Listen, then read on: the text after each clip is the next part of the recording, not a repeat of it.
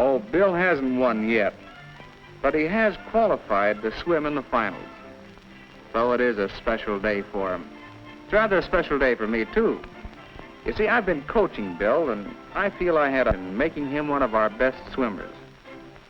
But I said something about a handicap, didn't I? Well, there was a time when Bill was severely handicapped as far as swimming goes. He used to visit the pool once in a while, but it was the same story every time.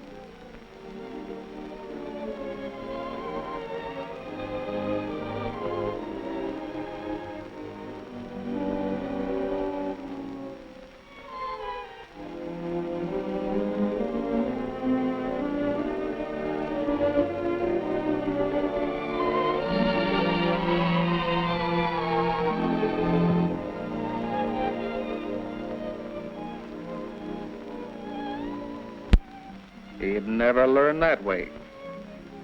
Yes, Bill had a handicap. That handicap was fear.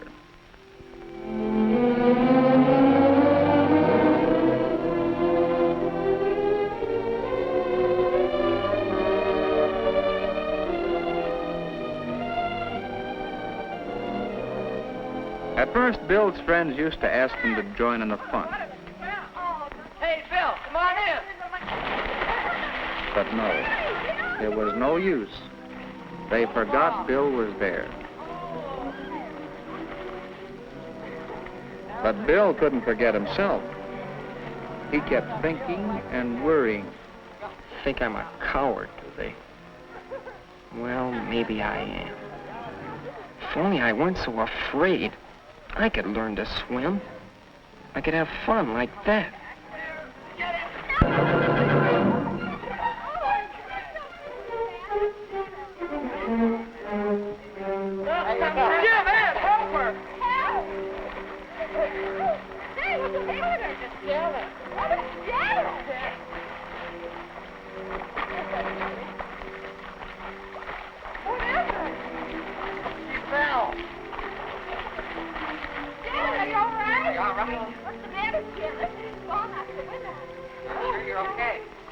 Sure.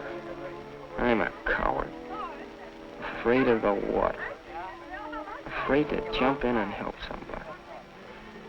Well, they're not cowards. Ed or Jim. Or Janet either.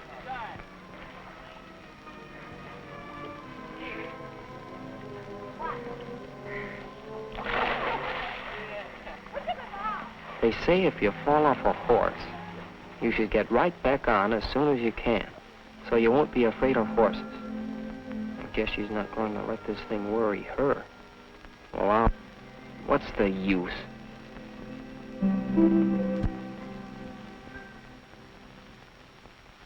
Just wasting my time trying to swim. Being afraid. Huh.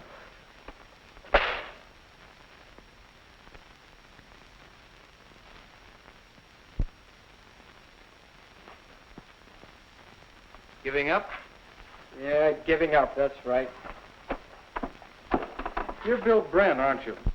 My name's Barker. I'm the swimming instructor around here. I've noticed you out there. You really want to swim, don't you? Oh, it's no use, Mr. Barker. I'm afraid. I'm a coward. You're the first coward I've ever known that had courage enough. Does that make you a coward? Most people are afraid of something. Most folks are afraid of wild animals. A lot of people are afraid of speeding cars. I am. I always get out of the way when I see one coming toward me. I guess that makes me a coward, too. That's different. That makes sense. But being afraid of water, it's silly. It's easy to say a fear is silly, but that doesn't necessarily help. You know, you're letting yourself get in the habit of being afraid. In the habit? Yes. Hey, maybe you know my kid sister. She used to be afraid of dogs. She's getting over it now, but once it was quite serious. We don't really know how that fear started, but it might well have happened this way. When my sister was very small, the people next door had a large dog. He was a rough, noisy dog, too. Kept fenced in the yard all the time. Perhaps sometime in her play, Sis came up quite close to the fence. When the dog came running toward her, she was naturally startled. And, well, if that happened several times, you can see how she might have gotten the habit of being afraid of dogs. And that habit stayed with her long after she forgot all about the first dog that frightened her. You said she was getting over it now. How did she do that? How did she? Well, she knew it was an unreasonable fear, and she wanted to overcome it. So she and I worked together. We figured she should know dogs. We felt she should make friends with dogs. It wasn't easy for her. We took it very slow. My knowing that a dog wouldn't hurt her wasn't enough. She had to know. She had to have experience in handling dogs, caring for them. There was a cute little puppy. How could she be afraid of him? How could she help loving the little fella? Who wouldn't come closer to a big dog for a chance to play with a puppy a little longer? Who could remain afraid of the pup's mother very long? Certainly not my sister. It takes experience, knowledge, determination, and insight to overcome fears that are not rational. But it can be done. Maybe some people can do it, but I'm too much of a coward. If you keep calling yourself a coward, you're apt to start acting like one. Hey, didn't I see your picture in the paper the other day? Something about a bicycle ordinance, wasn't it? Yes, I just happen to have a copy right here.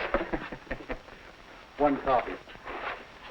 Oh, yes, here we are.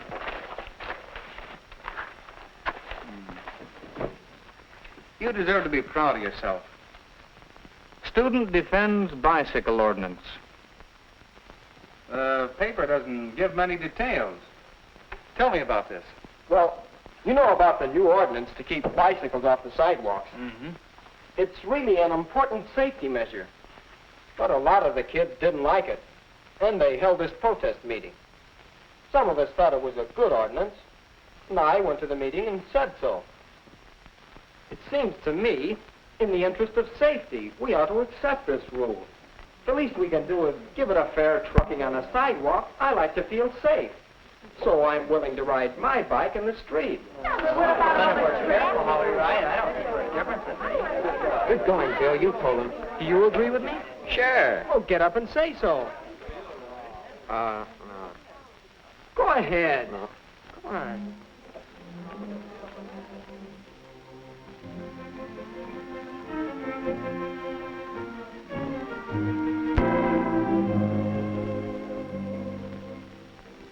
I tried to get Ed to speak up, but he wouldn't. And the kids are still all steamed up. I don't know. The courage of your convictions. Huh? About Ed. You said he wouldn't speak up even though he agreed with you. Would you say... Afraid? Well, I guess. But that can't be. Ed helped Janet today when she stumbled into the water. He's no coward. The other day you stood up for what you thought right against opposition, so you're no coward. You showed what we call moral courage. Well, maybe. Maybe I'm just a part-time coward in the water. That's where I'd like to help. You want to learn how to swim. Well, Come on, then. Let's get started. That day, Bill started overcoming his fear. He was in the habit of being afraid. So the important thing was to get him in the habit of not being afraid.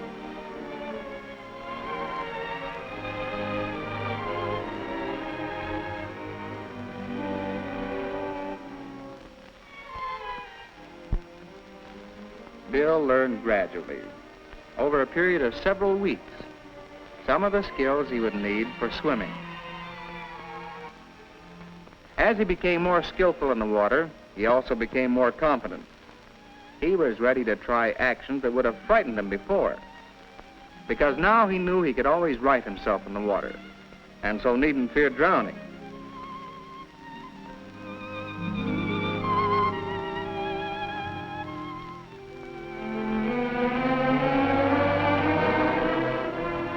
Then, as he learned more, Bill gradually eased into deeper water.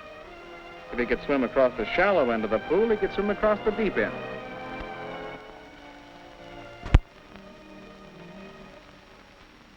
And, of course, the better he could swim, the less Bill feared the water. And he overcame his habit of fear.